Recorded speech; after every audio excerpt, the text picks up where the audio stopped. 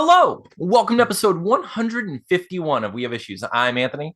And I am Stevie Wildcard. And every week, Stevie Wildcard and I get together and we do our best to take all of the issues that life throw our way, and then we get them addicted to a TV show that lasts for 3 seasons before getting canceled. So it just spirals endlessly, knowing that it can never resolve this thing until later.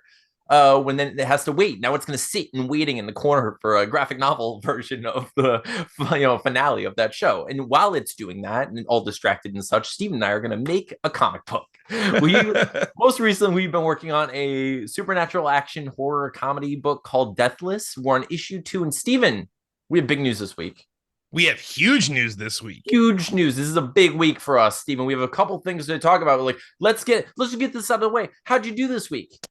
The comic is drawn. The comic is finished being drawn. It's completely inked and beautiful. It looks amazing. I freaking love this book so much, and I can't wait for people to see it. Every time I see a new page, I'm like, I'm gonna take all the credit for this. Steven's gonna get nothing. I'm nothing. I finalized the cover, baby. I'm just gonna put my name twice. But Steven, dude, these pages look amazing. I can't wait.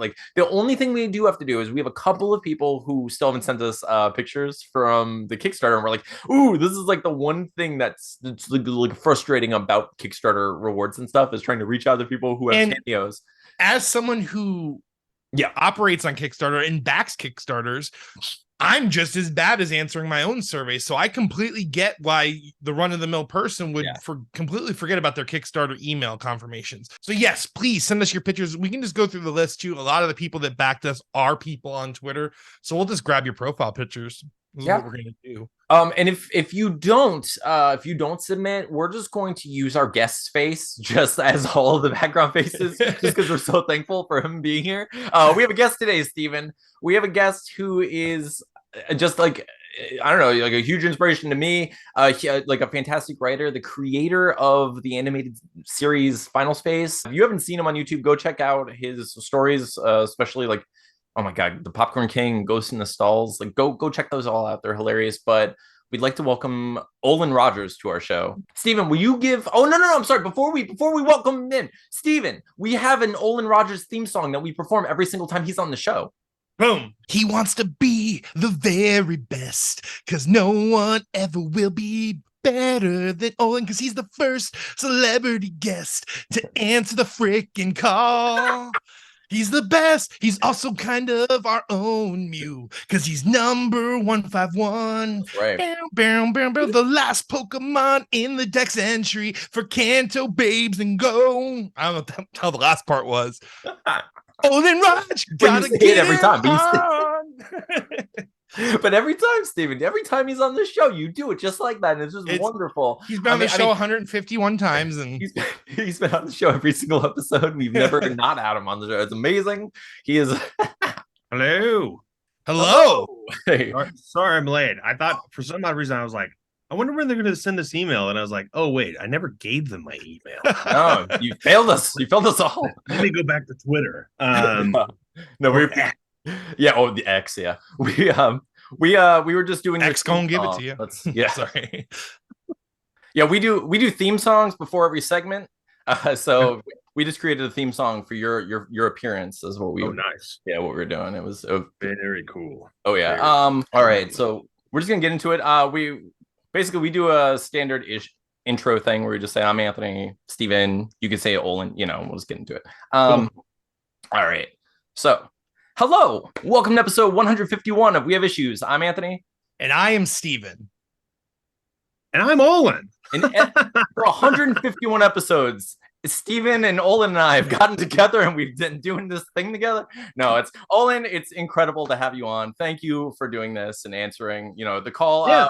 You were very much the very first celebrity type person we ever reached out to. Don't look it up. Don't do any research about that. Yeah.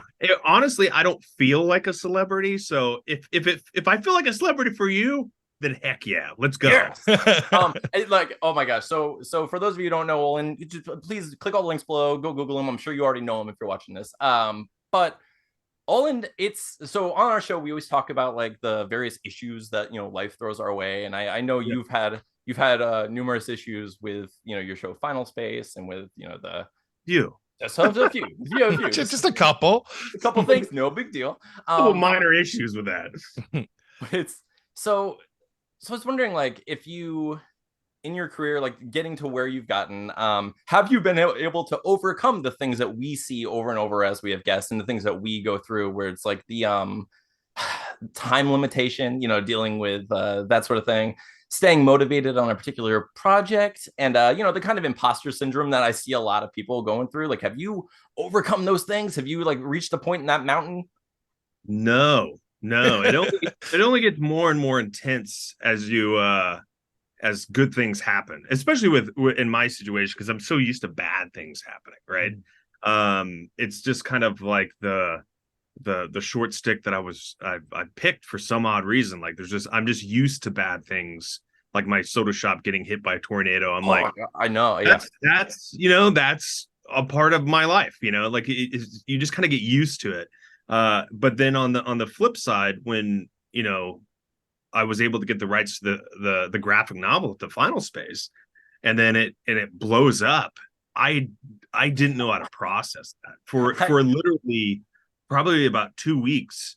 Yeah. Every time I talked about it with my wife, we're like, what was that? I don't even know how to literally use my brain power to understand what that is, because it was such a huge, massive thing that, I mean, you just don't see that. You don't see that every day, right? No, that was absolutely incredible. You have like the most loyal, incredible following. So for people who might not know, Final Space, you had 3 seasons and then it got canceled. Can I ask? I don't know how much we're allowed to talk about it. It's so hard to find seasons 2 and 3 of that freaking show. Man, they're gone. They're gone. Like, and I've heard whispers. Allegedly, there are websites out there where you might be able to watch. There are. That's the only way you can get it. That's the only way you can get it. I don't even have a official season 3 of my own show. That's crazy. I had to pirate my own show. Yeah. Oh my god. Wow. So I mean, do you know? Can you give us?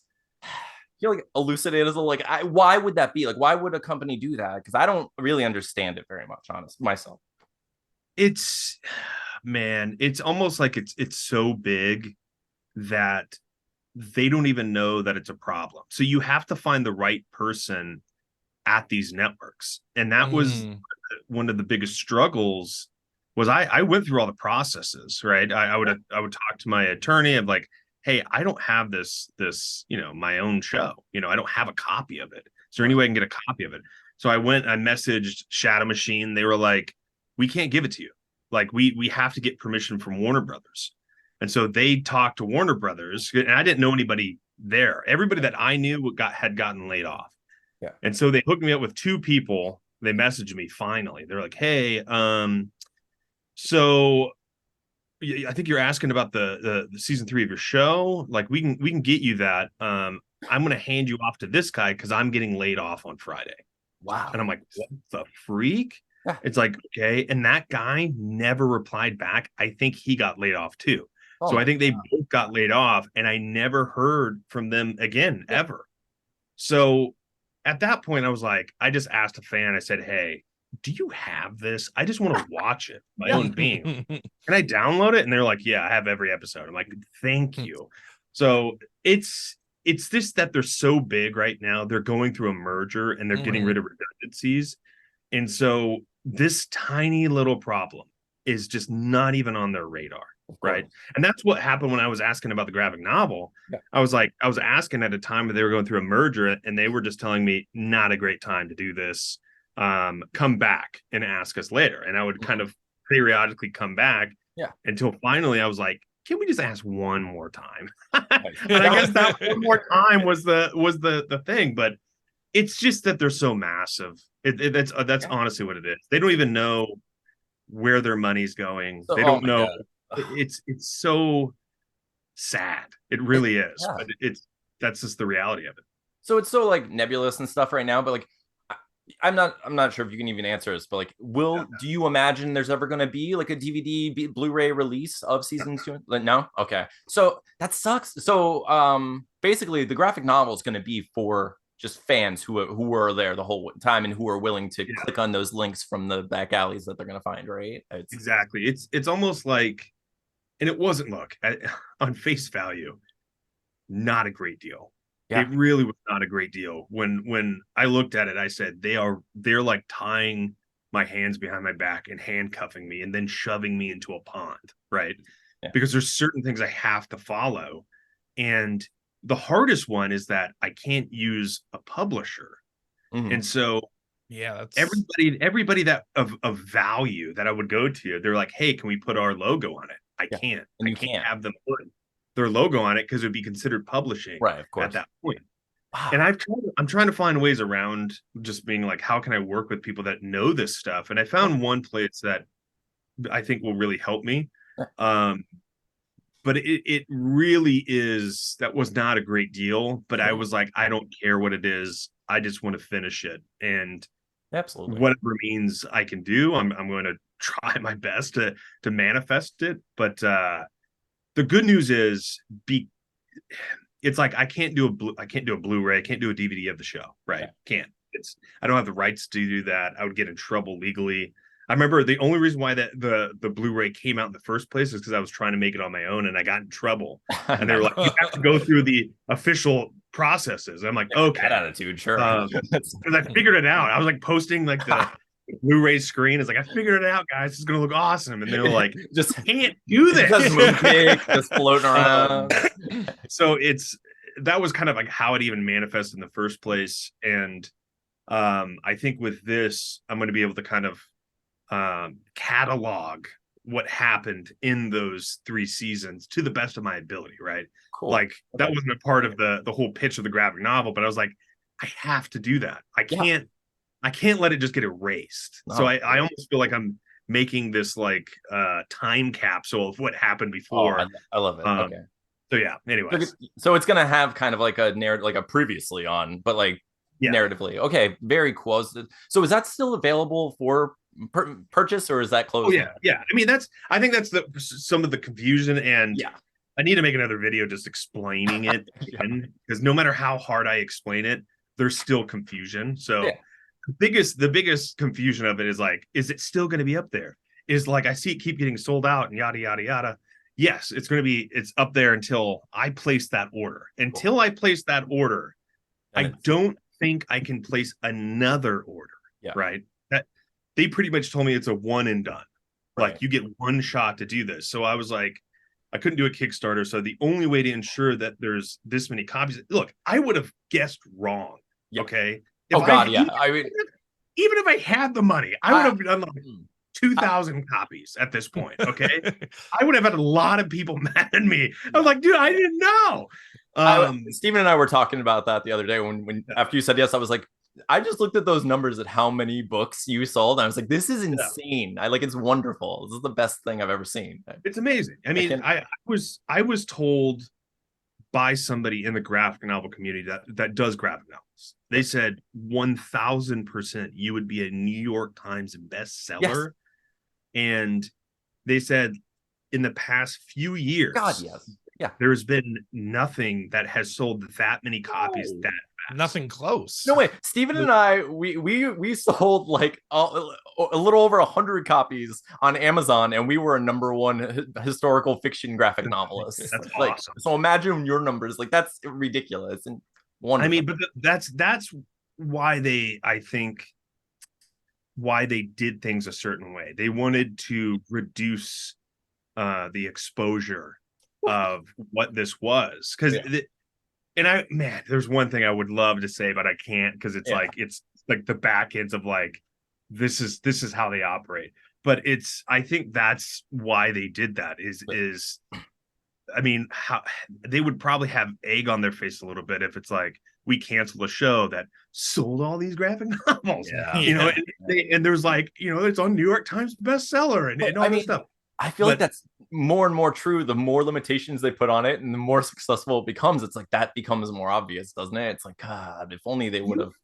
You would think. It's like it's so hard because I always knew if I could finish it, that community would show up in a way that would be like, dude, you don't know what you've done. Like, there was always this misconception with Final Space that people in the States thought, oh, this is not that popular show. It doesn't do like gangbuster numbers. Right.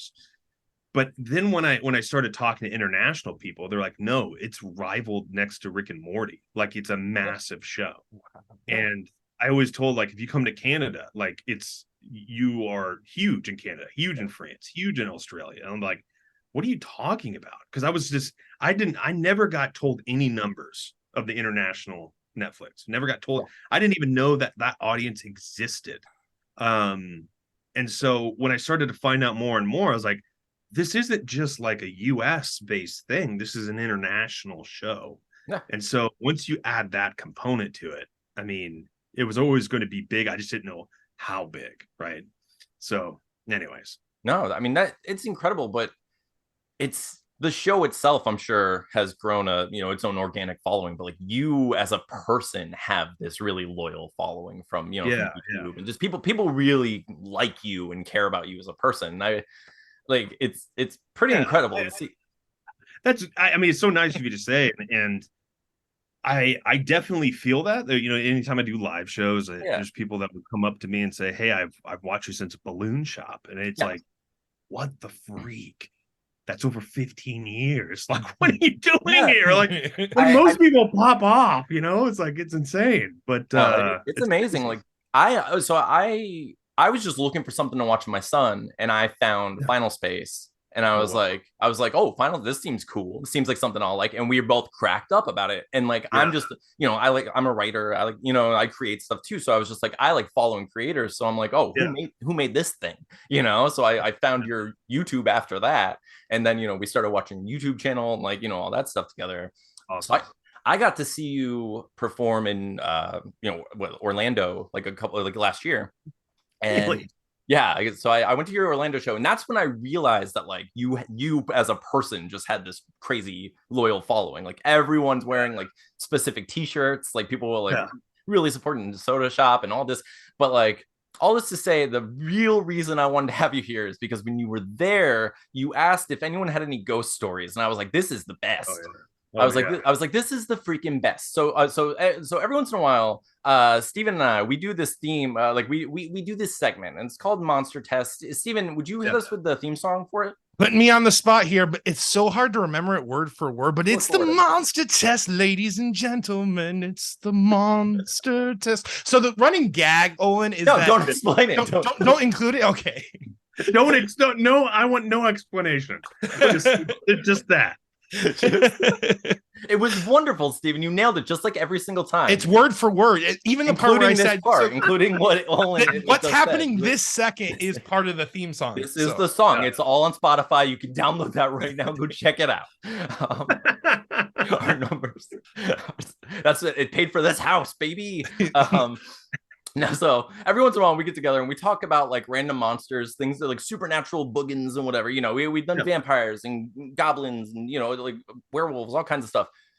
I want to talk a little bit about ghosts. Usually, what we do is we talk about like what you think a ghost is and what your experience with it is. I have specifically for you, I've got a couple questions. One, recently you posted something about like something going on in your house. You have something going on in the basement, right? Yeah. Right. So you have an issue, and then two, you asked around the country a bit if people had stories. I just want to know if you had any favorites that people shared with you. One that always cracked me up when I did my live shows, this guy talked about how I think he was upstairs or something like that, and his like just house randomly caught on fire, and he like blazed over that comment, right? He was like, yeah, like there was a ghost in my house and my house burned down, and it was like, wait, what? How do you just blaze over that comment, right? Your house burned down? Let's dive deeper into that. How did that happen? And he just kind of kept saying that his house was haunted. I mean, dude, I have so many stories from people just telling me their ghost stories, and it all originated from I just love paranormal stuff. I'm a huge, people don't even know this about me, right? Like I watch every paranormal show ever. I've seen them all. Okay, I'm a huge nut. We actually do for our merch. We actually do Project Fear's merch. Who is Destination Fear? Who I guess cool. Yeah. So they I guess Zach Bagans was the EP on that, which Ghost Adventures. It just leads all the stuff. So I don't know Zach Bagans or Ghost Adventures, but I've seen every season, right? So I know him really. So I do feel like I know him. Zachy is like my bestie. So my name is Zach now. But yeah, no, it's I love that stuff. It's I love getting scared. Yeah.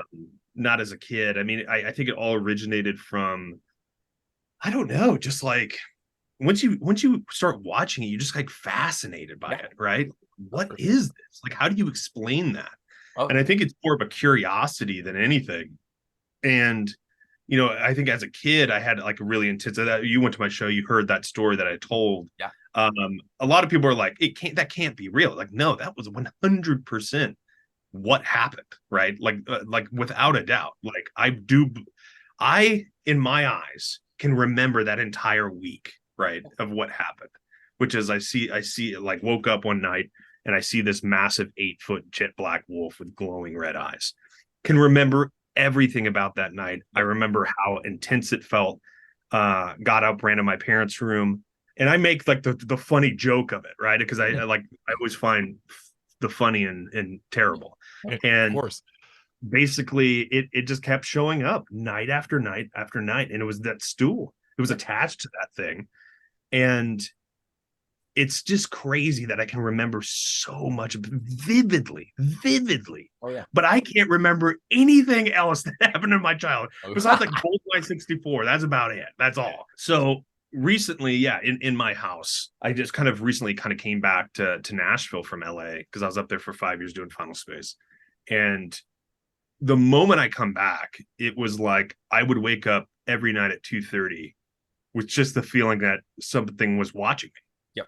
And every single worst feeling in the world. 2:30, all the lights would be off, and I'm like, something just feels like I'm being watched. And it wasn't like negative, right? You can feel like I need to get out of here, and more of like, it was like more of a curiosity, like, who is this person? Because we had bought this house, and then I went to do Final Space. It was like right at the same time.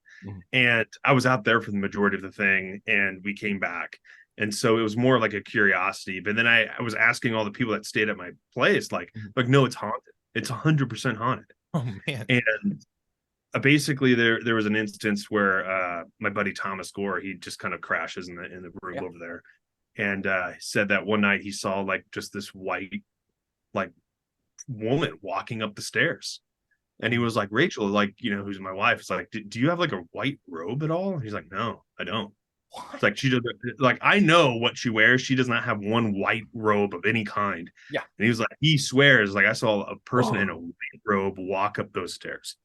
And so I was like, okay, this place is haunted, right? So we were actually trying to do sorry if I'm going rambling on. No, you ramble as much as you want. It leads up to something. So we were actually like, let's start doing some more YouTube videos.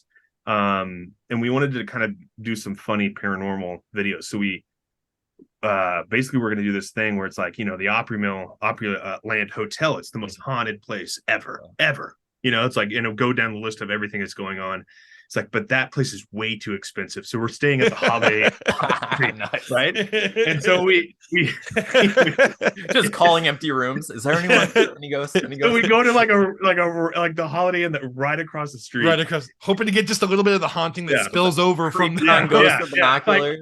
Like, it's like, it's obvious they're not going to be staying in the Opryland. They're going to get tired of the price and come to the Holiday Inn. So we stay in the Holiday Inn, and we stay there like all night trying to capture a ghost. And then we don't really capture anything. We had all the equipment out and everything like that. And finally I was like, we started talking about my house, and my buddy Seth was there, and he's like, dude, your house is so haunted. It's like, I bet you. I was like, I bet both of you. If we go to my house, within 30 minutes, we'll capture something. 30 minutes. And they were like, dude, no way. It's like, well, let's go. So we packed up, go to my house, and I have the footage of it. We go downstairs into the basement. All the lights are off. I put that, I have my little recorder right here. I turn on the recorder and I place it on the steps. Okay. And we go all the way to the other end of the room, and I start kind of asking it questions. And when I get to the question of, did you die in this house? We got that EVP, right? The first EVP I've ever got. I still remember, like, we're like, let's see if we got anything. This was within 10 minutes. 10 minutes. So we play it back. And I'm like, what was that? Yeah. we play it back and over and over. And we checked all the other cameras, didn't hear it. Creepy thing about it is it felt like it was somebody hiding in the corner, right?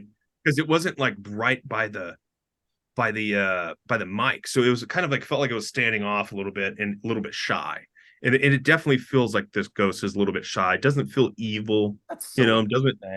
So it's definitely a weird thing. And then obviously around Christmas, I posted some Ring camera footage of my door going nuts. Yeah, right? I was wondering about that. That was crazy. I don't know what that's about. So I don't either. Like, right. It could be debunked as wind, right? Yeah. However, there was no wind that night. Yeah. And it has a rhythm to it that sounds like somebody's knocking on it or wanting to get in. Right. Yeah. And we have a crazy windstorms, here, like during the spring with the storms. Never heard that door shake. Don't have any other footage from that. Yeah. But I was seeing Avatar 2 and water. Okay. And started getting all these notifications. And I was like, what is going on? And so I go out of the movie theater. Sorry, James Cameron.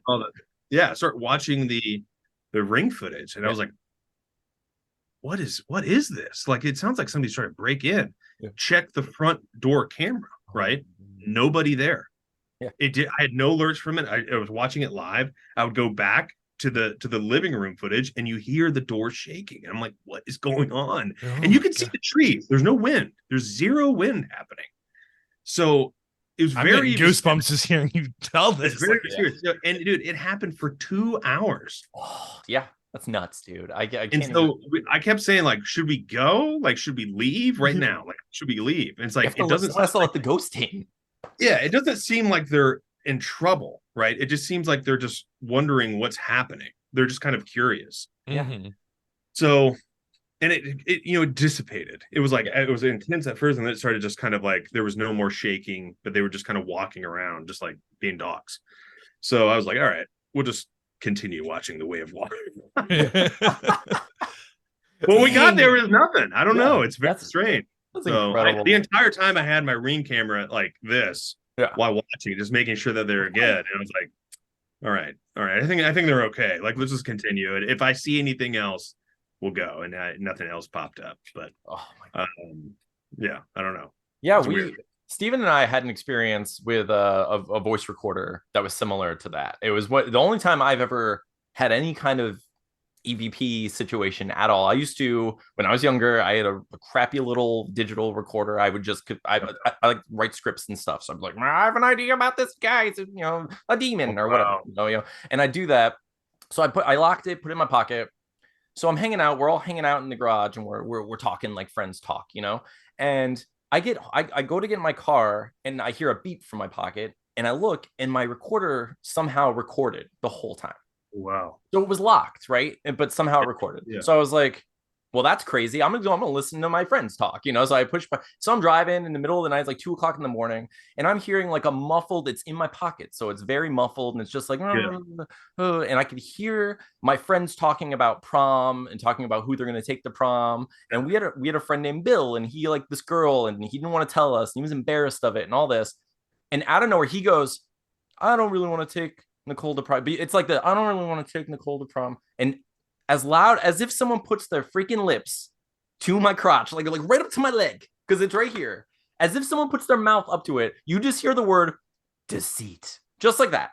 Like Shao Kahn announcing like fatality or something in Mortal Kombat. There's just this complete dub over on this little tape recorder. Weird. It was so weird. And like the coolest thing was everyone was in the room together. So they all know I couldn't have done anything. They couldn't have done anything. It was in my pocket. Yeah. It was such a random, and I got to show. You were a part of the conversation too. It's not like you would have been like off to the side, like really quick, like it was. Yeah.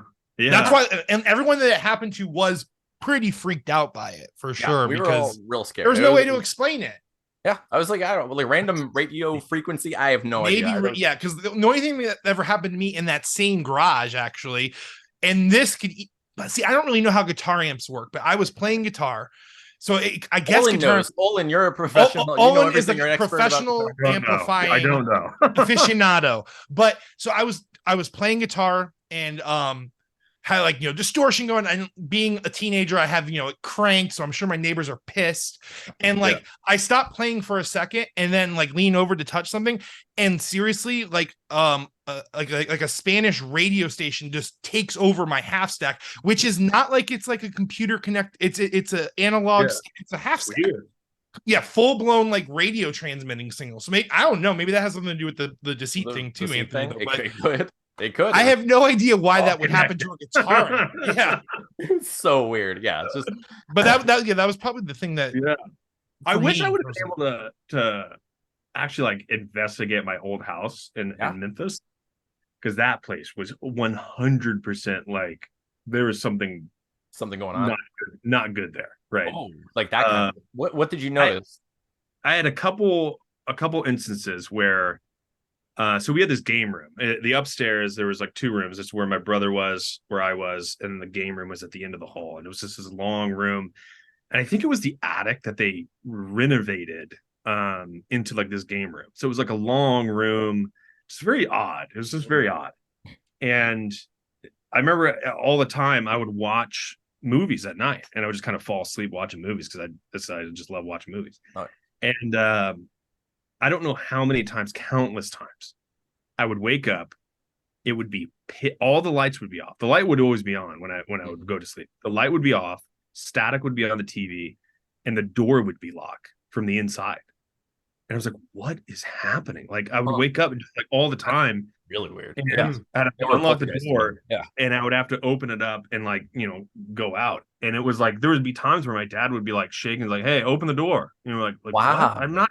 I didn't lock this thing. Yeah. So there was something in there, and I don't know what it was, but the most intense moment I ever felt like there is something in this house was I was in my dad's office. I was doing a book report. I tell a story about this too. And I was by myself. My parents went to Tunica. It was like a casino in Mississippi. Mm-hmm. And I was by myself. My brother was in college. And I'm just doing this book report because they made me do book reports in the summer. And I get this feeling like, man, I keep looking over my shoulder. Like there's just something that is not feeling good. And I look down at one point and I see 2 footprints embedded in the carpet right over my left. Oh, yeah. And I look at it. I'm like, I didn't stand up. So I was like, let me just check to see if it was my foot. Right. And so I roll the chair out. I put my foot in the footprint, and the footprint is way bigger than my God. And so I was like, okay, that's it. I turn off the computer, I walk out, and I was like, I can't deal with that. It's like, because I mean, no one's there, and it's like carpet's gonna remember that footprint for a month or 2. Like that person's locking the door. My dad has smaller feet than me, so there is nobody in the house that has bigger feet than me, and nobody. Yeah. So it was very, very strange, and I don't even know how to process that. But it definitely didn't feel like the same kind of energy that I have in my house in Nashville. Like it felt like this thing doesn't really want me here. Like right. Wow. Yeah. That's locking you into the room is just it's creepy. Not. That's why I'm so glad. Like, what did it want to do? Like, why is it like locking the? That's just creepy. Like that would freak me out. Like, I would just make my parents. I would have like. I always felt very unsettled when I would wake up and I would rush to turn on the light. Sometimes there'd be static on the TV. Sometimes it would just be pitch black, nothing. Right, and I could see a dang thing. Okay. I can't explain it. It's like you just feel a energy in that place, right? And that place was actually in a place called Collierville, Tennessee, and it was like apparently that was like a lot of battlefield stuff. Like Tennessee is like on a lot of battlefields. Yeah. So it was like I also think somebody died in that house, and I think somebody died in this house. We looked at the records. there's been a lot of like older people that have been in this house. Mm. So I know in my one house in Memphis, there was somebody died in there. So wow. I also noticed that you said you were in your house and then you went somewhere sounding like an alibi, and then there was suddenly ghosts in your house. Yeah. It sounds like I've never and also there was someone in a white robe while you were away. I think that you're Scooby-Dooing this place. That's what's going on.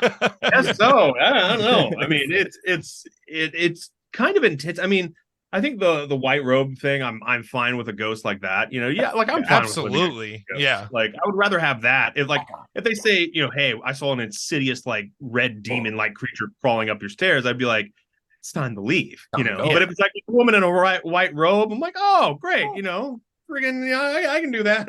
Like whatever. Yeah. She's just company, when no one's home. Like, she's peaceful, so everything's good, everything's gravy. Very minimal disturbances. Besides that EVP.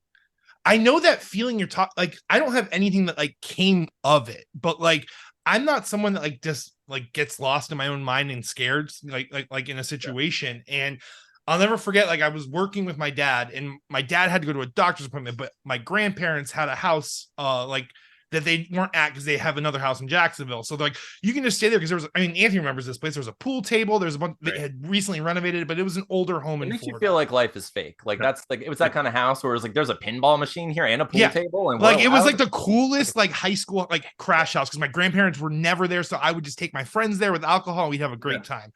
But so like I was doing construction work with my dad. He drops me off there just to go do it. My grandmother had recently died, probably within the last year or two at that point. So like I guess maybe there was like some thoughts in my head there, but like dude, I was just watching TV, and you remember that house, it had those 2 dark hallways, and like I got that like insane feeling that you're talking about. Like just it's like your whole body just feels like it's getting pressurized. Like I can't even explain it. Like you just feel like this ominous crushing feeling, and like I couldn't shake it. Like I tried to ignore it. I couldn't shake it. I just kept looking to the back of that dark hallway and nothing was happening. But I legit like left the house and walked the block until my dad came and got me. I was like, Dad, I can't explain it. This is going to be crazy. But like this crazy, dark, ominous feeling, I just didn't want to be in there anymore. And I can't explain it. I can't explain what came over me or what made me feel that way. But I completely understand what you're talking about when you describe that. Like that's a intense feeling. Yes. Yeah. I mean, there's unexplainable things in the world that I don't have answers to. And all I know is like you definitely can feel certain things. I mean, you can feel when somebody's positive, around you, like in your vicinity, just infinite, like, circle or whatever. Like you can feel if you're talking to somebody and they're just like, just being a good person, you're like, wow, I feel good. But if they're being negative, you start feeling bad, like there's a certain level of energy there that's being transferred. And so I have to believe that you can feel something, that's not there, even if it's like a residual or whatever, I don't know. It's almost the same way as like, a dog, in like going for a walk and to kind of start growling at something that's not there. Like just feels it, like it just knows there's a disturbance, basically. Knows, can smell it. There's a lot of senses that kind of go into it. So I don't know. I mean, you'll know when to leave and when you're fine, right? Like I think if you get that feeling of like, yeah, let's get out of here, then just leave. Don't go. Trust your natural human instincts in that moment. God, I have the worst instincts when it comes to that stuff.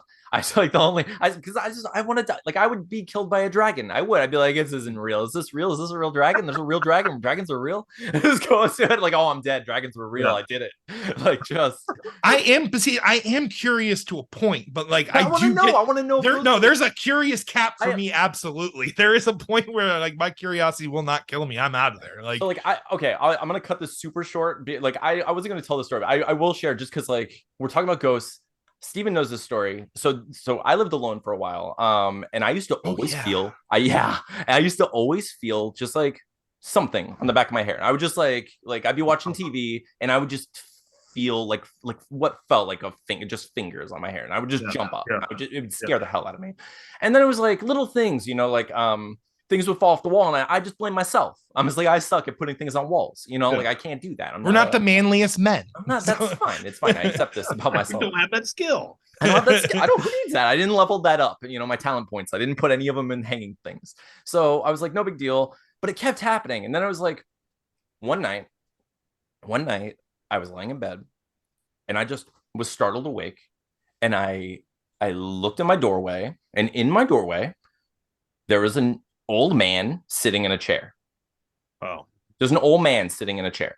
And now I did the thing where like I rub my eyes and I'm like, I don't believe in ghosts. And I rub my eyes and I'm like, and he's still there and he's kind of hazy. And I'm like, maybe I'm dreaming. Like, am I dreaming? And this is all like real fast, right? So like I'm like, so I dragon it. So like I like, screw it. I'm gonna get killed by this dragon. And I stand up and I just start kind of awkwardly walking toward him, like wiping my face. And as I got closer, he eventually just was gone.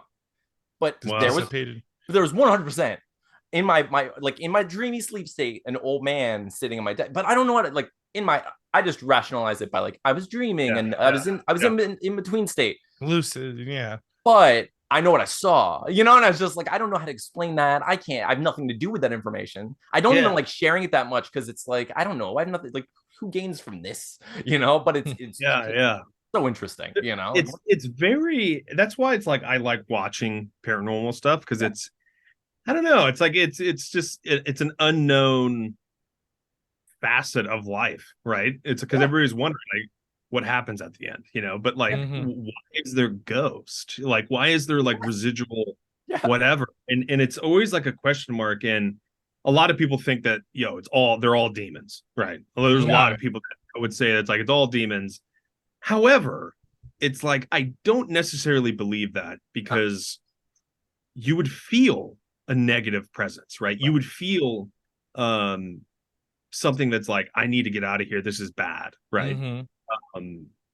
If you don't feel that, and typically there's there are cases where it's like it's not malicious. It's just this is a ghost, like it's just like this was his house at one point and likes his house, and that's what it feels like. And I think there are instances where you feel like this is bad. Like I need to get out of here, or I need to figure out something. I mean, worst comes to worst, if you ever feel like there's just a lot of bundle of sage, man, and just make sure you open a window. Like sometimes I see people like they'll do a saging and it's like they leave all the stuff closed, and I'm like, all it's doing, you're just making it mad, right? It's like you're choking. It's just getting more and more mad. You're agitating it.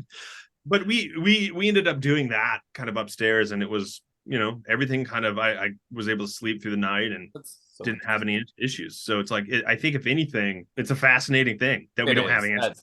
No, of course. What if I'm like glad you were going to talk to us? What if like like you with a record, sound gets etched into the ridges of the vinyl? Yeah. Like what if time like etches like those like intense feelings into like the reality around us or something like that? Like what if it's just like resonations of past moments happening? Might be one of the coolest descriptions of why there are ghosts I think I've ever heard.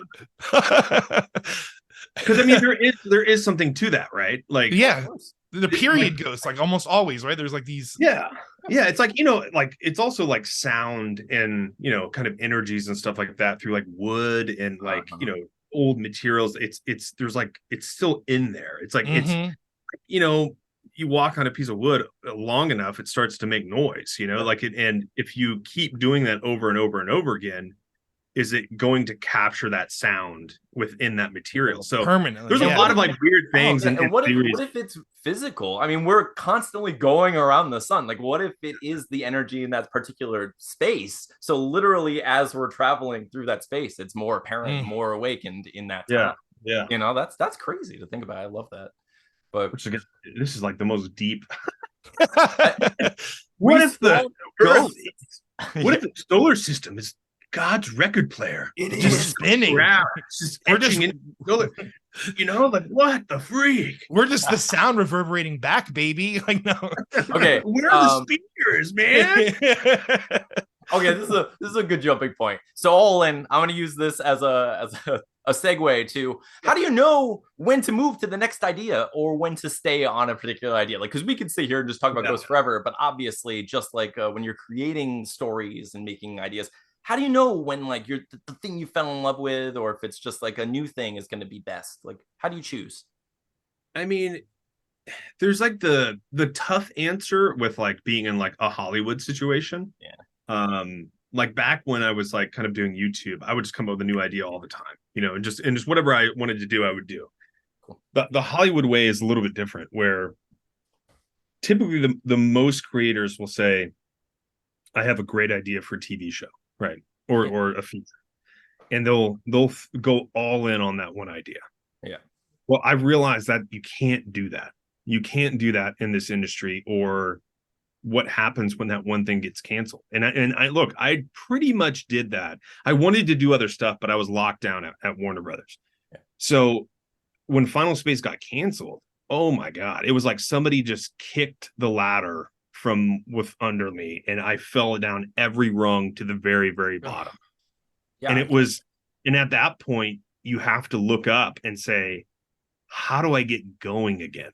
Right. I don't have the energy, the creative capacity to make something meaningful at this point, because mentally I'm not there. Right. It was like, I was like broken, dude. I was like, I didn't get to say goodbye to these characters. And I would constantly think that in my head. And it was kind of like because these characters, dude, they were in my head for 5 years. They, in a weird way, they felt like my friends, and I left them. I felt like I left them. It's like, imagine the guilt you feel if you left your friends in the worst moment. And so that's kind of what I was feeling. And as weird as it sounds, and here's the thing, I'm new to Hollywood. Nobody has told me how do you process that feeling when you lose that thing, right? And you have to go to the next thing. Dude, I had nobody to kind of give me that advice. And what I realized is like, look, I just have to get up. Even if I don't have the mental capacity to do it, I just have to start meeting people. I can do that. I can meet people. Mm-hmm. So I spent a year just meeting everyone in the industry, building every new contact, because I had no contacts anymore. And through that process, I started to find like, okay, maybe I have the strength to adapt an IP, right?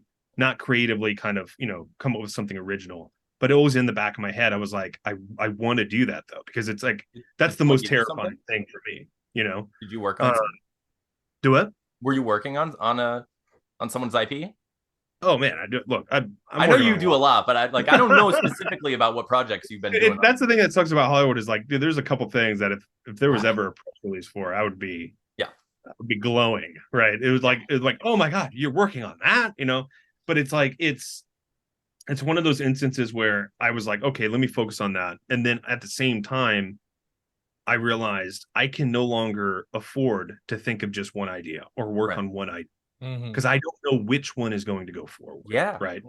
So you really have to diversify who you're working for and who you're working with. Yeah. Right. So I made the mistake, and here, this was a mistake that, I always tell first-time creators, don't work with just one place, right? It is, don't ever go all in on one place.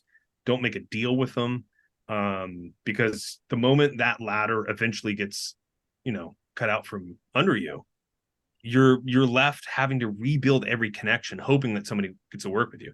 I was in a very crappy situation where I was waiting for the answer if it got canceled. And because of Hollywood, the positioning that you have, I was like 3 positions locked with Warner Brothers projects. I had Final Space, Lions Blaze, and a DC animated project with Lobo. And I was doing all 3 at the same time. So cool. And they because of the merger, it wasn't just one that they canceled. They got rid of all 3, right? So I mean, God. And so it was at a situation that I was waiting for the answer, and nobody would want to work with me because I was 3 positions deep at Warner Brothers. Right. They were like, well, we would love to work with him, but if we're position 4, he's just never going to be able to work on our thing. So I had to wait 6 months. Oh my God. 6 months waiting for an answer with no job. Yeah. And just burning through savings, just like, when am I going to get an answer? Like, you guys can just tell me yes or no. Yeah. So I can at least start figuring out. It was just in this weird limbo. Yeah. And it was very strange, man. It was kind of like the worst time. And then finally I got an answer, and I was like, I just got to keep going. And at that point I said, I have to restructure how I think, how I create ideas. you can't just think on one idea anymore. You have to think on multiple, because if one gets slowed up, if one has issues, you're at least working on 2 or 3 more, right? So you can't sit there and put all your eggs in one basket. However, you got to think of what is something different that I want to do with each of these? What's something that you want to do creatively? And you kind of got to say, all of these are my passion projects, right? Because if you kind of go into it thinking, well, this one's just a money grab, this one's just this one's just, that's not how I develop shows. Like I even have one project that was probably my first original idea past lines, but it's called Thereafter. I did it with 20th, who's great, by the way. They're fantastic. Can't say more glowing things about 20th. Absolutely amazing to work with, especially coming off of Warner Brothers. So they were amazing. Yet we're gonna get them.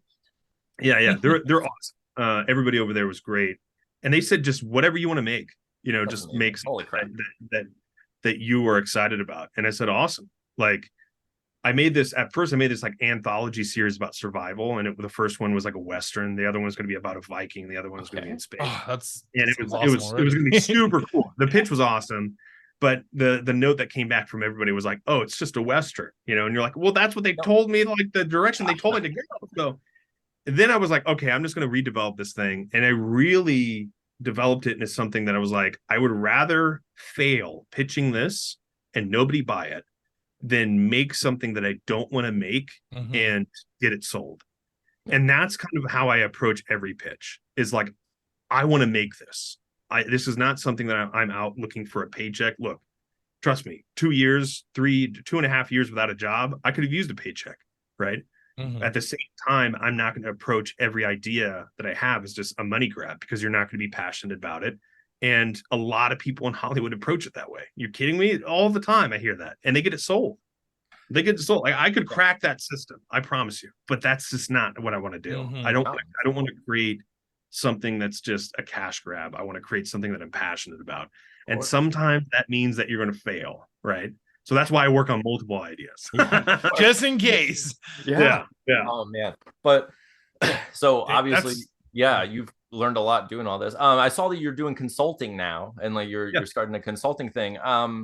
So obviously you have a lot to share with people, and you've already said a lot. That's pretty incredible.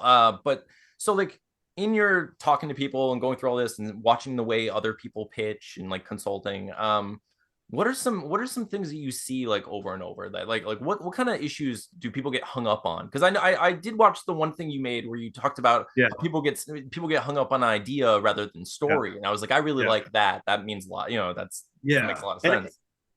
Yeah, totally. And I got to work on my next one. It just felt weird posting that with a strike going on. So I know. I scripting, and like I'll wait on that one until the strike gets settled. But yeah, it's definitely, it's been an awesome experience. And really this experience came from the Godspeed Kickstarter, where I had these kind of just these 30-minute conversations, 30 minute to an hour conversations. And I met people all over the world. It was amazing. And some people wanted to talk, some people had ideas, and I was like, this is cool. Maybe I continue this. So I wanted to come up with a way for people to kind of come to me and really have specific goals in mind, right? And a lot of the stuff that I always kind of see is they're actually doing a little bit too much work, right? Yeah. Everybody thinks they need a pilot script. That's one of the biggest misconceptions out there. You don't need a pilot script to sell a project. Final Space didn't have a pilot script. Lions Blaze did not have a pilot script. Hobo did not have a pilot script. I didn't have a pilot script. Pretty much everything I sold did not have a pilot script. Okay. I've never written a script, is the thing. Oh yeah. Tons. No. Here's a good example of like a script can actually hurt you sometimes. Really? Right? Okay. So I took out a project with a bunch of creators, and we had a script that we're like, this is a great script, right? It's a really funny script. It's an adult comedy. And I was just kind of hopping on as an EP, but I co-created it with them. And we took it out to everybody, and we were just getting passes. Like they had something like it. That was the biggest thing that you would hear. Like, we have something like this. We already have a something like in the field of this. And we got to one pitch, and like, let's just give them the script. Let's give them the script, see what they say. And they loved the pitch. They were like, we love this pitch. Mm-hmm. And we gave them the script, and they're like, yeah, this is just a little bit different than what we're looking for, and we're gonna pass. So the script hurt the pitch. And so that can happen. That's crazy. So a lot of the times, if you can sell it in the pitch, have them pay for the script, right? So a lot of the times people think I need to go into the pilot script. And so they do all this work. And sometimes that is a good thing to have if it helps you really understand your idea and your project. And if it makes you understand the characters, sometimes I always like to just dive headfirst in to an idea or a project because it helps me further develop it, right? Like I understand the characters now by going on that journey with them in that pilot script, but I would never use it. But there's a lot of people that are like, I've written 10 scripts so far. And I'm like, no. Like, what are you doing? No, don't. Because they're going to give you notes. They're going to want to put their fingerprints on it, and all of that's going to change. So it's like really being targeted with what you're working on and what you're putting your time and energy and your finances is. So a lot of that comes into developing a great pitch, right? Through that pitch, you have all the information to do a leave behind. This is something, it's kind of like a mini show Bible, a pitch deck, right? Okay. So if you come up with that, that's the thing you give to the executives to go and they give it to their bosses and say, we want to pick this thing up. So those are the main things that you really want to do. Coming up with concept art, great. Anything in animation, you always want to put art in front of them. Executives don't really have an imagination, so you really want to kind of put that image in their head. So I would say that's the biggest thing is and honestly, I was in the same boat. I didn't know with Final Space how to pitch it or what to go in with or what did I need. And so a lot of it is understanding now, you don't need to do all of that. You just have to have a great concept with a great story. And if you have that, you have all the components you need. Now you just got to get the right eyes on it. And that is the toughest struggle. That's the part. Yeah. I mean, it seems like there's this conception, or it's just a one avenue that I see of people taking, writers in the Twitter community and such, where they're like, they write their script and they put it in these contests, or they put it in, the blacklist or whatever it may be. And they feel like eventually if they keep rewriting it, the right person will somehow magically find it. I don't see, which like sometimes people find, some success that way, but I never see people talking about just like the practical avenues of how you get in the door in the first place. How do you find these places? Do you need like a particular agent? Do you need a particular, if you do have, a good pitch and you're all prepared, where do you take that? How do people get in that door? I mean, it's definitely the hardest thing to figure out. A lot of people think I need an agent, I need a manager. Really what that does is it gives you the ability to kind of go to executives or go to, find a way into this door, right? You don't necessarily need it, right? When I pitched Final Space, I did not have a manager, agent, or even an attorney. I had nothing, right? I didn't know anything. So a lot of that was kind of hooking up with a producer that had the access to open those doors. And that was Conoco, right? Right. So when I posted that proof of concept on Final Space, the right eyes saw it somehow, some way. I don't know. It was the right time at the right moment, and people were watching, and it just kind of caught wind. And I got like 3 messages the next day in the morning from Lionsgate, Adult Swim, and Conoco, and I was like, dude, what the freak? Like, my life might actually be about to change. And instantly gravitated towards Conoco. Right? I was like, these are the people that I want to partner up with, because I was a big Conan fan. So, I mean, a lot of it is like, you really have to think about every which way to get it out there. And if you have a really good developed idea, pitch deck, good art, everything is just firing on all cylinders, I always give the recommendation of like, start a LinkedIn, right? And start building a network. Everybody that I've told this to, that they've started building a network, they're like, dude, I wish I would have done this sooner, right? And even with myself, I wish I would have done it sooner. Every executive from every network is on LinkedIn. That's all I'm going to say. Wow. So if you have the ability to throw something in there, you might get a message that says, hey, I would love to talk about this. But then you have to have the shorthand of how to do the elevator pitch of your idea, because you might only get a general meeting, right? And if you get a general meeting, they're just going to talk to you about what you have working on, what are you working on, this, and you have to kind of in a very short amount of time sell your idea, and they have to want to hear it. Yeah. And a good example of probably one of the best elevator pitches, and this writer sold this idea, so it's already bought, was he came up with an idea of an Indiana Jones type show, but it's focused on a short round type character who is 20 years from now going through post-traumatic stress, going from all the adventures with Indiana Jones, right? And Indiana Jones is like kind of out of shape, and he's like, kind of, like broke and all that stuff. Yeah. And it's like, that sounds like a really funny show, like it has some meat to it that can actually tell something. And he sold it. He sold it to a bunch of places. So wow. It's like, you have to be able to like come up with really tell your concept with that story. You have to see the possibilities, right? They just hear an idea of like this superhero show and they're both enemies. Yeah. And you're like, but what is the story? What am I listening? What's the catch? So you really want to be articulate with how you're talking about your ideas. Oh, yeah. Awesome. Yeah, it makes sense. I do have I know we're close to our time. I don't want to keep you all good. But I just want to ask, so with that, like when you're talking about your ideas and stuff, obviously, Final Space has some really personal things in it, and there's some, it has the whole gamut of like the comedy and drama, and it's really well done. But like, if you were to pitch something like that, do you just try to strike a balance on that when you're talking to them about it? How do you get that heart out of it while letting them know it's going to be silly and funny and ridiculous? Yeah, I mean, a lot of people.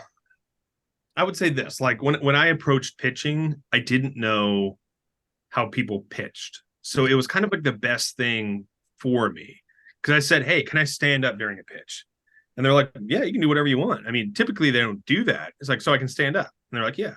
It's like, can I act out some scenes? And you're like, dude, absolutely. If you think it's going to, yeah. It's like, it's whatever you have, whatever gift, whatever talent you have that helps you sell the idea, but not just sell the idea.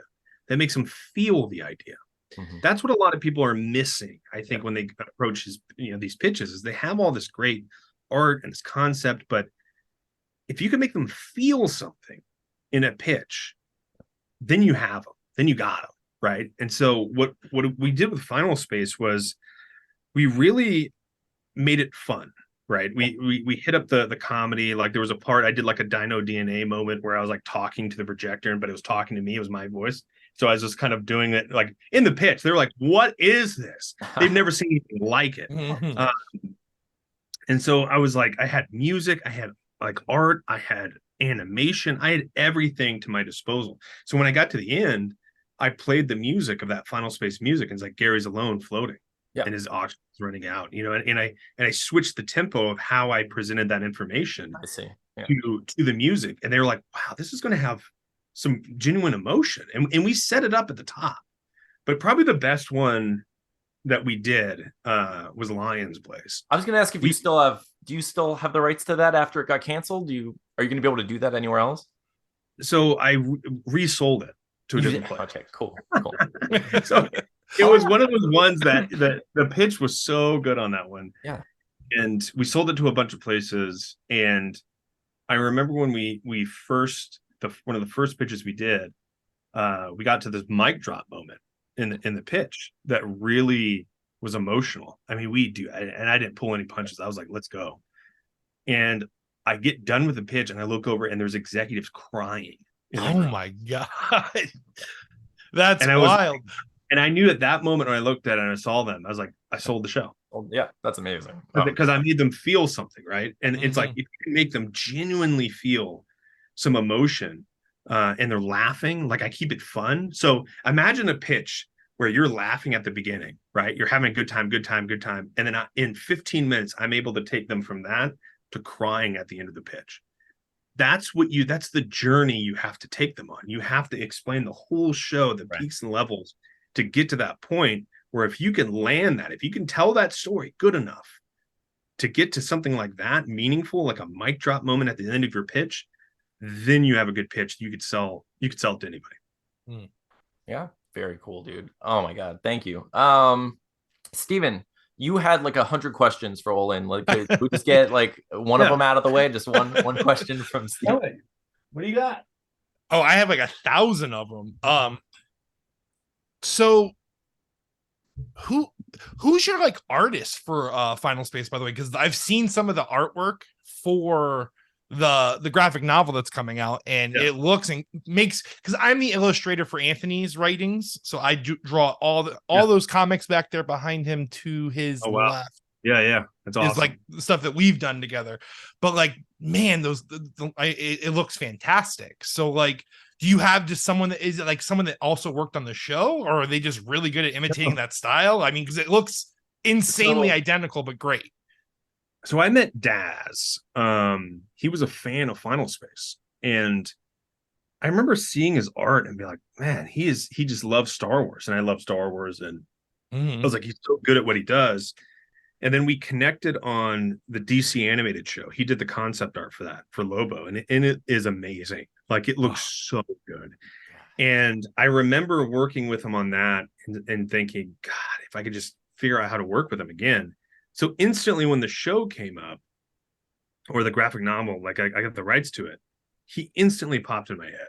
And I was like, I need a cover. He's like, would you be down to do a cover? And he's like, absolutely. I'll get you some concepts by the end of the week. And he gave me that cover, and I was so floored. I said, dude, you got to do it. You just got to do it. Because it's like, when I saw that, I said, you're the guy. There is nobody else.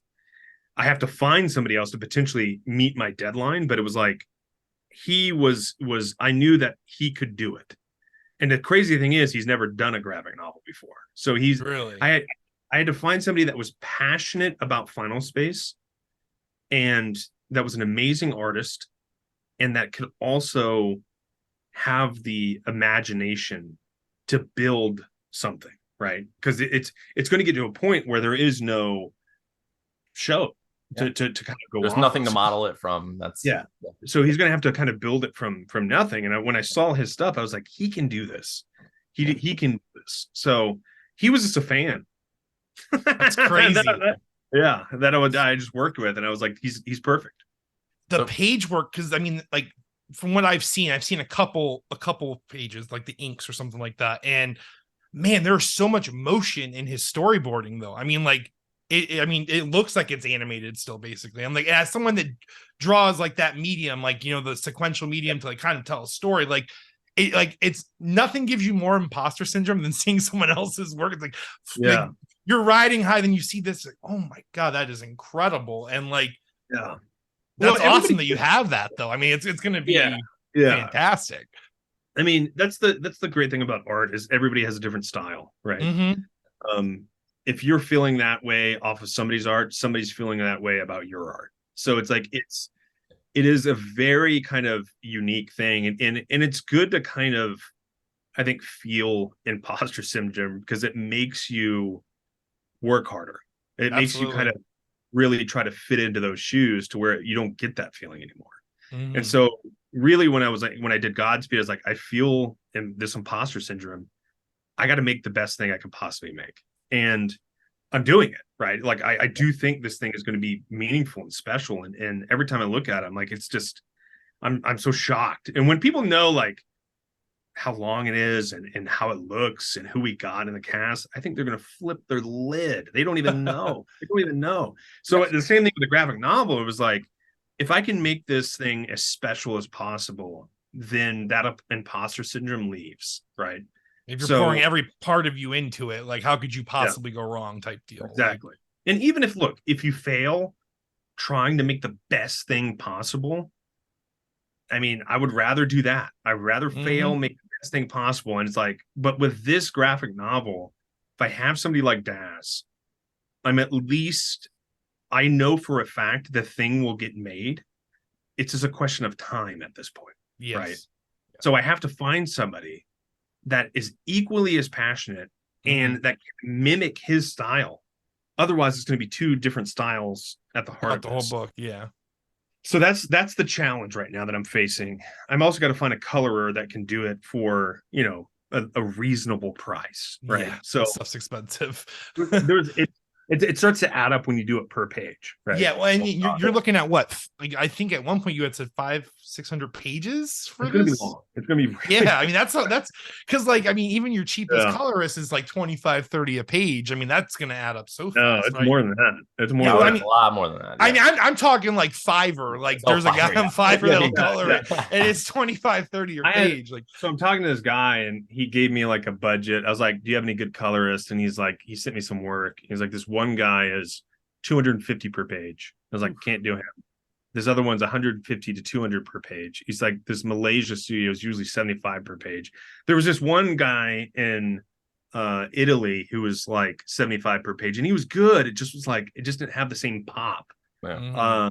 So I might go back to him and see if I can't work with him a little bit more of just like, because he loves the show. And it's like, I don't know, there's something there. Like, I feel like we can maybe get him there. So I just need to talk to Daz. Make sure. Yeah.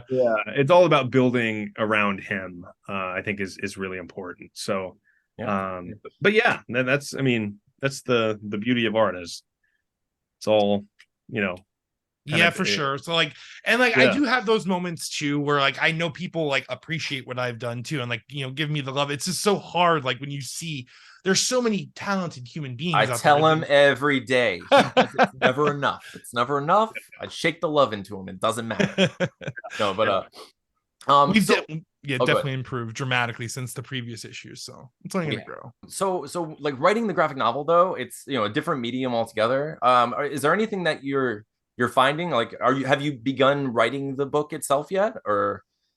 I mean, a lot of what I got to do right now is outline. Okay. I have to outline the majority of this story, but also it's like I'm kind of in a weird way working backwards. It's like I knew where I kind of wanted to end, and I'm just kind of like bouncing that ending off of a few people. And it's like, do you think that people would like this? Like, what is your first reaction? And then also, how do I come up with a great ending for each character? Right. Of course. It's like I feel like I want to start there and then backtrack into where I begin, because it's like the beginning to me of this graphic novel isn't as much important as where it ends. Right.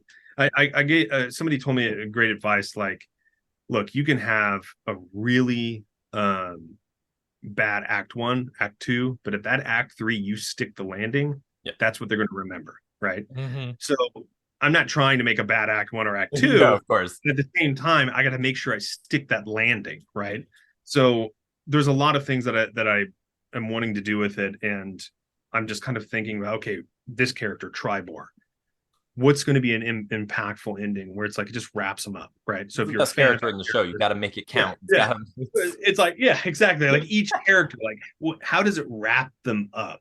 Yeah, and how does it connect with each other? And so it's really just like, it's just thinking about it again, right? And as weird as it is, like I think it's been like a few months. I've just been writing down a list of notes of like what I want to do, dialogue, anything that pops in my head, and I'm just starting to outline it. And at first, I was like, let me get this previous line to a point where the previous line's written, so it's all 3 seasons are written. Now it's like getting Daz just off to work on that. So while he's working on that, I can move over to this, start outlining it, and then start thinking. Like I hired Ben Bajilajak just to kind of do a mood board for pretty much most of the things. So Daz has something to go off of. Right. So there's a lot. It's a lot of moving pieces, but I'm trying to think of it in a way that's like, what's the most satisfying ending? So we'll see. Yeah, I'm excited to see it. You got this. You absolutely got this. But it's also, I mean, it's a different medium. So like there are things I feel like Final Space, you did a really good job like with their narrative use and like time jumps and like interesting stuff like that. And you can do those things in odd ways in comic books. So I'm interested to see. Like, I'm just panel to panel. You can go across worlds, do it, time, anything you want. So there's definitely going to be a time jump. I think there's no, and in a weird way, it kind of makes sense because I like the 5-year time jump, because there's a reality where when the show was canceled to when this graphic novel comes out, it's about 5 years. So it's kind of a cool way to use that as like, here it is, what's happened in those 5 years, and find a cool way to tell the past a little bit. So I got to kind of get into the meat like pretty quick. So time jump, I think, is the only way I can do that. It's going to be needed. That's such an it's such an ambitious project though. Use like 600 pages. That's a pretty big book. Like how do you how do you manage these projects like this, you know? Well, this one, it's like it's kind of Godspeed. It's really finding the right people, right? And on Godspeed, I really surrounded myself with people that I knew could execute this project. So if I'm not there every single day, it's still on track. So Rosa Tran and Ben Bajilajak, who they were on Final Space. These guys both have, between the two of them, 30 years of animation experience. Rosa is like a powerhouse, love her to death. She's on every one of my projects. Going forward, I was like, you got to be on this. So Ben is the same way. I've collaborated on a lot of stuff. So because of those two, and finding like, you know, our awesome production coordinator, Seth, who's passionate about the project, and just finding all these passionate people, then the project has so much more success percentage, because everybody wants the common goal of making something great. Right. So it's really building the team around these projects. So the same thing with Daz. I was like, he's passionate. He wants to do this. I got to figure out a way to pay to where he does not do part-time stuff wherever he's at. And he's only on this. So I'm like, how do I do that? How do I, accomplish that goal for you, Daz? He's like, I need this. I'm like, all right, let's do it. Cause I have to build a team around him. Right. So basically when it gets to a point where Ben will go from Godspeed to Final Space, and he's kind of helping with the story and coming with the mood boards, I'm building the team that is passionate about this. And if you can do that, even with Final Space, we did that. We didn't have the biggest budget, but I always approach a lot of these projects of like, what do you want to do? Right? How do we get the best work out of you? We just kind of give you the playground, and I just let people play. Yeah. And so that's kind of with Ben, he's doing a lot of the comping on Godspeed, and we needed a lot of weather stuff like rain, wind, storm, like we needed a lot of that. And I was like, let me go to this effects place. And it's like, what do you want from this? And we just went through it, and I just kept throwing it into a cart, and it was like $2,000. And I was like, here's your playground. Now go play. Right. So it's like, I try to give the tools to these people to do the best work. Right. And that's, you'll find, as being a creator, as being an executive producer of stuff, that is the job. It's managing people. Right. So if you can keep them skills and their passion and keep that playground for them to where they feel like they're playing all the time, you're only going to get great work. So I think a lot of people in the space that, if you are too kind of like overbearing, or like it has to be this way, like you won't get great work. And so I really let Daz, I'm just like, dude, interpret it how you watch the show, right? And I kind of give him those things of like, I want to see how you interpret these pages, and you get your best work. Like for example, like it's like I told him how I wanted the previously on to go, like a terminal with Kevin Van Newton. Yeah. And I said, it's going to be like little splashes here and there of the characters, because we can't do a cutaway every single time, or it's going to be like 60, 70 pages. So we're like, this is how I'm imagining it. And it's like, just kind of see what this terminal looks like. And he sent me like 6 or 7 like ideas. And when he showed me the Kevin one, I was like, that's it. That's it. That's it right there. I never gave him that idea. He just had the playground to just have fun and come up with something wild. Awesome. So that's kind of like, I think, how these projects get done is, if they're having fun, they're in a playground, it just that's the best chance of success, really. Yeah, absolutely. That's kind of reassuring for you, Anthony, right? Because I feel like that's how your writing process is with me, with our pages. Yeah, so I was gonna say, that's actually like when we were younger, Steven and I have been friends since high school. Yeah. Like we tried to make comic books for a long time. We kind of like, life gets in the way, but when I was younger, was definitely a little bit more like trying to direct it more than I should have, like just the worst. Just like oh, yeah. Steven, no, Steven, his fingers have to be like this, like Steven, like I come was on. that way, man. I was that way. Yeah. And Steven would start off really passionate with me and then slowly get frustrated. And our friendship would kind of dip a little. I'm like, all right, I'm being a jerk and I'm sorry, you know? And then like over time, we both had kids, you know, and we have lives going on. And then I was like, okay, I need to look at this completely differently. And I just like, you know, so I approached Steven again. I was like, let's do this. Like, let's make a comic book. So we started again. And I've been trying my best to do exactly what you just said. And I give Steven everything I can to be like, look, I trust you implicitly, like completely. Just please, you know, like, let's do this. Let's have fun doing it. And yeah, that's how we've been working together. It's been great success so far. So yeah, that's awesome. I mean, and that's really how to approach any, I think, kind of project. I mean, when I first started making like videos, I'm talking like very first with my dad's handy cam, I was like, it's got to be this way. You know, I'm an artist, you know, and like you kind of start finding your leadership style and how you work with people by just making stuff. And I started to realize that I was not getting the best work out of people by being direct or stern with them, or like, it has to be this way or this way. I was like, I need to kind of let people just create and use that, like bend to them, as opposed to trying to bend people, because eventually some of them are going to break. Right. So I think the best way in any kind of creative process is just letting the best idea win, you know, and just creating a good environment where if they come up with an idea, you're like, actually, that's actually a great idea, right? They're not afraid to come up with a good idea. Yeah.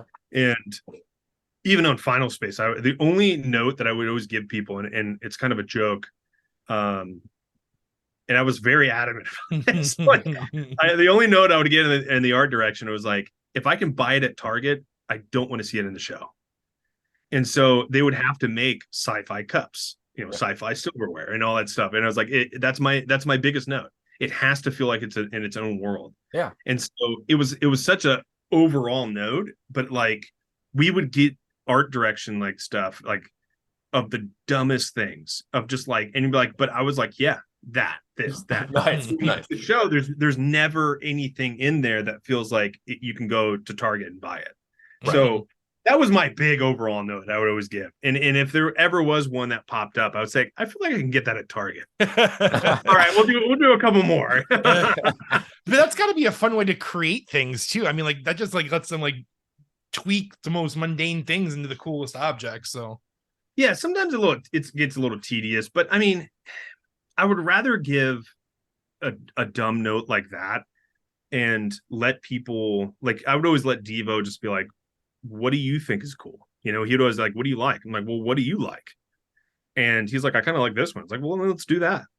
Cool. I feel like really when it comes to artists, you just got to let them play. Like you can't, the moment you start kind of tying up an artist's hands and say, let's go in this direction, let's do this, you just don't get as good at work, you know, like their heart's not into it. So if they're you second guessing themselves too, probably at that point too, where they're not trusting their own instinct. And you got to let them run. You got to just, it's almost like you open the cage of like a horse into like the wide open pasture of like a stallion, if you will. Like, just run, man, just go as fast as you can.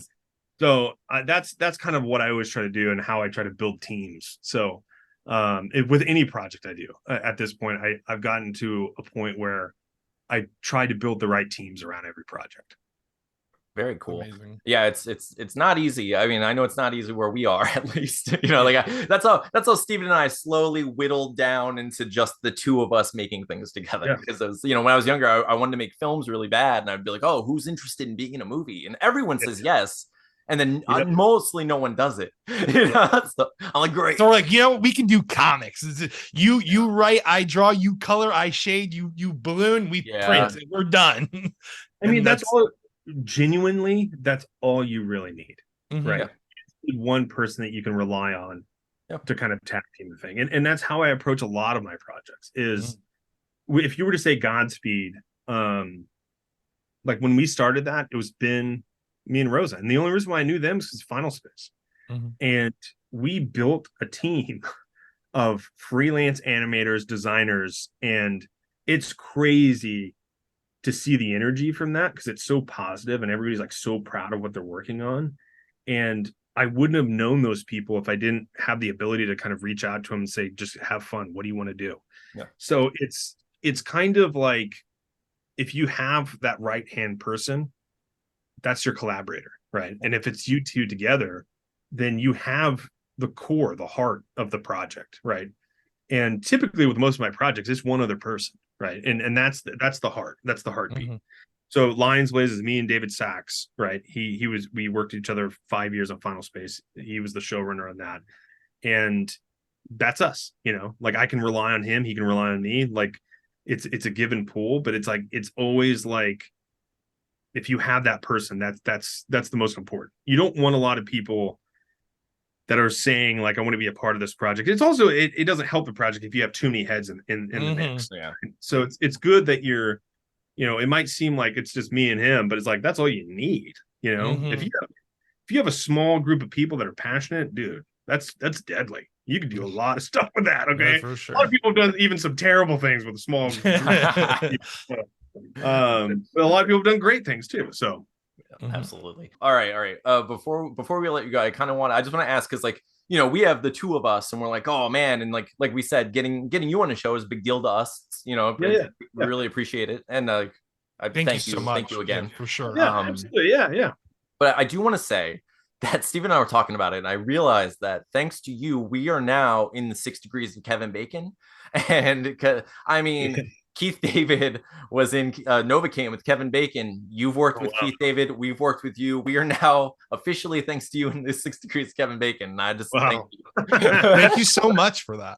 Thank you for doing absolutely. That. The 3 degrees of Kevin Bacon, really. That's right. We're so close to Kevin Bacon. We're basically brothers. Yeah, that's insane. But really, the question I wanted to ask, because of just bringing up Kevin Bacon, Keith David, and these people. So meeting you, Steve and I were like, oh, this is surreal talking to people. It's like, you've been on Conan, and it's like, now you're gonna be on our little funny show or whatever. So what do you have any interesting stories like working with someone like Ron Perlman or anything like that? Like, what's it like? Like, does that weirdness go away quickly because of the nature of it, or what's that like in general? I think when I was first doing it, you really are so nervous, right? I was nervous, like even just like having him show up to act. Like I remember when I met Tom Kenny, I was like, dude, this is SpongeBob, right? He's on my show.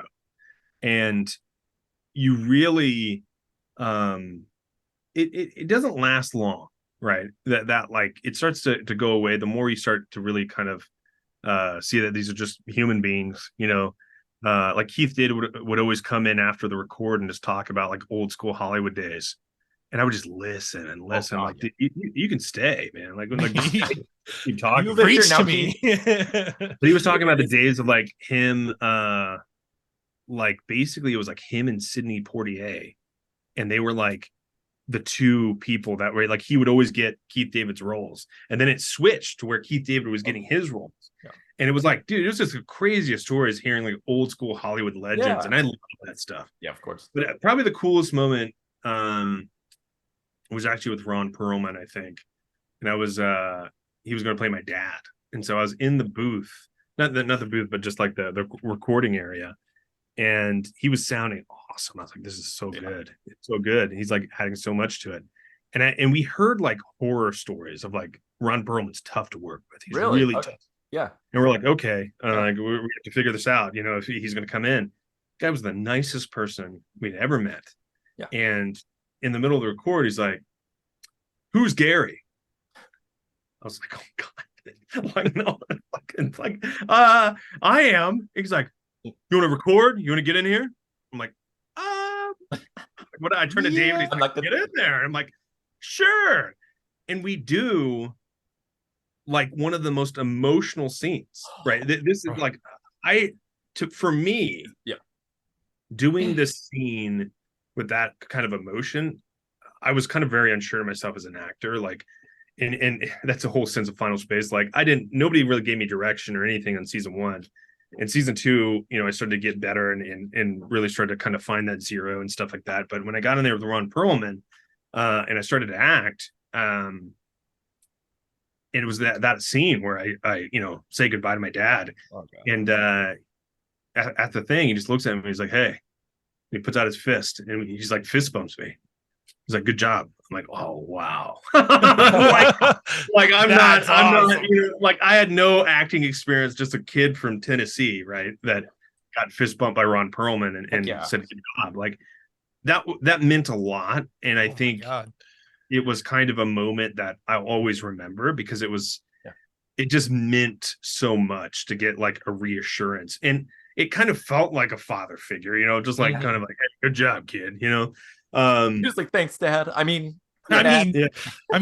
I mean, but yeah, that's probably I think the big probably moment that's a great moment for right now. Gosh, that's a solid moment. That does remind me. My son would be so mad if I didn't ask. He just wants me to say, "Why did you kill Avocado?" Just like that. Like he said, if I don't. That was my son's big gripe with the show. I was like, "Okay, I'm sorry." I think it was always planned. It was always planned. That season 1, I think, was so cool. I think we went into that show, and one of the big pitches of it was like, we're going to defy expectations. Everybody's going to expect what they are watching, right? They're going to think it's this, but it's not this, right? Well, I just turned off the lights and that happened. They're going to think that was perfect, but it's not this. But yeah, I think that was a part of the whole big pitch. I think. Yeah, I'm wondering if it would have sold without that. So that was huge. It was incredible. And then I mean, with the him or little Kato with 60 years he lives talking to his dad, and like that whole thing was incredible too. I was like, that reminds me, like leading up to this, I was like, all right, just remember to not become Chris Farley at any point in this conversation. Don't be like, hey, remember that time you wrote "It's a Monday" on the roof in this room? That was awesome. But no, but we really appreciate you doing this. Yeah, thank you so much. Yeah, really absolutely, man. Yeah, we're looking forward. Yeah, we're looking forward to. I'm definitely looking forward to Godspeed. My son's looking forward to the mooncake plushie that you're gonna send to us soon. Yes. I don't know, when is all that stuff going on? Do you have any ideas about that Godspeed stuff? It has the project has to be done, of course, because it has to go in the Blu-ray that goes in with all the stuff. So whenever the project is done, it's not going to be far after that. At that point, I just got to burn the Blu-rays. We're working on all the rewards right now, so all the mooncakes are set aside.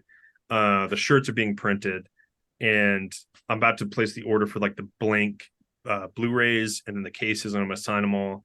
And just stuff like that. So like we're trying to work at all the stuff beforehand. So when it comes time, it's just like burn, boom, like so it's out the door. Oh, it's awesome. Yeah, I mean, all the projects you've talked about so far. I'm mad about the Lobo thing. I'm sure you are too. That sounds like, I mean, just hearing that, I was like, ooh, I'm burning right now. Like, what the like? It was so cool. I'm freaking bet. Lobo's such a cool character too. Like that's gotta be disheartening. The alternate realities in which we get to see all of your projects. I feel like I'm jealous of all those guys. Damn it. But no, I can't wait to see how this graphic novel comes out. Like it's exciting as hell. So yeah, absolutely. Hopefully you keep us all updated on whatever Twitter becomes or whatever these various places. I don't know are you still going with the YouTube? Or are you gonna keep making more videos? Are you gonna? I want to. Yeah. I'm trying to get this stuff in a good spot. I mean, one of the big videos is going to be Godspeed, right? That's going to be huge. Just as far as I'm not going to say anything else on it, but I promise it's going to be worth it. Yeah. And it's like I want that to be awesome, because I think that everybody's waiting on it, and it's like if I can nail that, stick the landing, it's going to be good. Everything's going to be gravy. All right. Well, on that, thank you all, and we really appreciate it. Yeah, absolutely. Yeah. Hopefully, I mean, maybe one day you'll come back on the show. You could talk about other stuff you want to, more ghost stuff. We'd love to have you again. Just let me know. Appreciate it. You have my number. I do have your number now. I can't believe it. Don't block me. I'm just kidding. Have a good night. Thank you so much. I'll see you. All right, thank you. That went so good. I feel like we did it, Steven. I didn't even have to wipe my nose. I love how he told me this Ron Perlman moment, but he gave me a Ron Perlman moment because he told me that my time etching ghost theory was like a really cool idea. Like, I was like, he foreshadowed the Ron Perlman story, is what he did. It was beautiful. He was my Ron Perlman, really. It was wonderful. Oh, so we did it, Steven. We did it. I feel like it was, and I feel like we were just as organic as we always are. Of course, we did it. An hour and a half. That's officially a full feature-length movie, which means I'm gonna release it on Amazon, and I'm gonna be the 6 Degrees of Kevin Bacon. Steven. Oh man, nailed it. He was so awesome though, and so informative, and so great, and just so fantastic. Thank you so much, Olan. But I think we're doing great. Dude, I can't believe you finished all of the freaking line art. I know. Like, I just gotta add faces. Finished all the line art, dude. It's going to be incredible. I'm so thankful that Olan Rogers joined us and talked to us. Absolutely. So my structure plan out, by the way, for the Kickstarter now is what we'll do now is both of us will put our efforts forward to finishing the physical book. Okay. And then while it's off for print, we're just gonna focus on all the other rewards, right? Like the t-shirt. Yeah. That's the plan. Music video, the song. Because then like we're waiting for print anyway. Let's get everything else done in the interim, and then bam. Take like 2 weeks or whatever and just like focus on that stuff. And we should shoot all 3 videos, by the way. We have like 2 backup cover songs and everything. So yeah, we really do. We have to film that stuff, dude. Olin Rogers was on our damn show. Olin Rogers was on our show, and Olin Rogers. Even I don't know if you just like how interesting is it that like you know what you and Conan O'Brien have in common? You both interviewed Olin Rogers. And that's it. Well, I mean, we both have the hair. I guess we could be both the hair guy, though, right? I'm pretty sure you're both like at least a little Irish, right? Yes, a little bit. I mean, I might have more. No, we're both just Irish. I'll do like the Conan voice too. It was like Wario. Like, how did you like? But right now the Pink Ranger is Wario. I see that. Yeah. But no, but that was incredible. You and I both, Steven, first of all, we interviewed our first wildly successful celebrity-esque person who has worked with people that, we would all be very impressed by. And he's just immensely talented too, and it's so awesome. And he's just so cool. I like, that's why I was so glad when he responded to the thing, when he responded to the post and he was like, I'm going to do it. I'm like, this makes sense, and I hope we get to talk to him. I don't know. I kind of like I was thinking he was going to ghost us, but instead he talked about ghosts with us, and it was great. It was the best kind of ghosting. We got the best kind of ghosting. We got ghosted by Olan Rogers in the best way possible. Yeah, we got the best ghosting. So, Steven, next week, since you finished the main art, I'm going to try to get pictures too if I can. But what else? What are you? If I'm not going to like slow down, I'm just going to take your flats and start coloring. And then as pictures come in, we can just add them because it's not that big of a deal. I just won't color. It's really easy because I've set aside the knights for all the cameos. So, I mean, I just plug in whoever wants to be what into the cameos of the knights. And then like those 2 group photos, as you can tell, I mean, I think I have like Nathan Explosion in there right now. Yes, so, yeah. I saw that, right? Like, I just have like temporary, I mean, Nathan might stay, but like, I just have temporary faces in there, obviously. I have like 2004 Anthony, but even like super duper like emo Anthony. Nice. But I need to stay in the book. The kid stays. No, but dude, I can't wait. This book is so cool.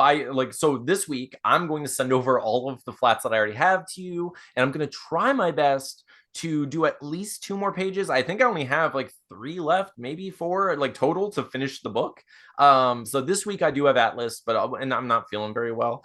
But we'll see how it goes. Next week, Atlas goes with his mom again. I'll definitely be able to finish the book. So like and then I'll get to start lettering. I have plenty to shade. So I mean, shading, like I said, doesn't take that long, but I should have plenty of work to do this week regardless. And then digitals will be out soon. I mean, because you just got to balloon it, and then we're done.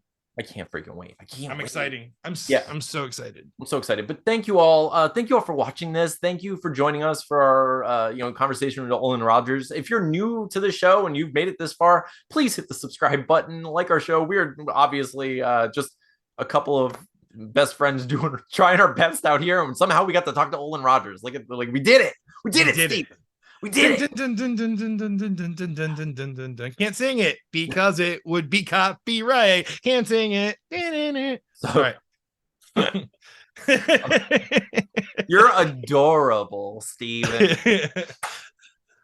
I like them boots. Nice. I wish we had a map to help us get to the end of this episode. Sorry, Dora jokes in this place. But thank you all for making it this far. Thank you for showing up and supporting us, regardless of whether or not we've ever been able to get people like Olan Rogers on the show. We love you all, and we're thankful for you, and hopefully we'll be able to get more people on the show that can, get people to watch the show. But also, we're thankful for all the people who just show up no matter what, for us, for our stuff, and because you feel bad for us or whatever it is that brings you pity. Here. If it's pity views, I'll take pity. Hit the subscribe button at a hit that subscribe pity. So there is no shame here, ladies and gentlemen. My dad beat every ounce of that out of me years ago. But we love you and we are thankful for you. We will see you next week. I'm Anthony. And I am Stevie Wildcard. By the way, I called myself Steven in front of Ola because I didn't want to say I was Wildcard, but I really wanted to say Wildcard, but I'm still just Steven. I'm gonna edit it so it says Wildcard. I'm Steve Wildcard. Boom. Boom.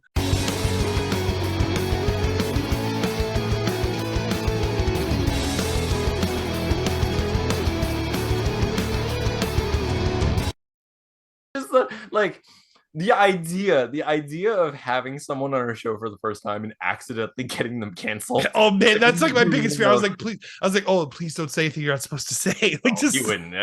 No, and that's the thing about someone like Olan Rogers is I think one of the reasons he is successful is because he's just a cool guy. He's just a good guy, and you can tell him. Like he was saying, you get that feeling, and just if in 20 years I find out that Olan Rogers was killing people and making ghosts in his apartment or house or whatever. I'm not going to be surprised. I'm just kidding. I would be freaking shocked. So there's no chance. That guy is awesome. Such an awesome dude. So, but all right, dude, I'm going to go edit this thing. Yep. I love you, dude. I love you. I'll talk to you soon, dude. Love you. All right, man. Bye.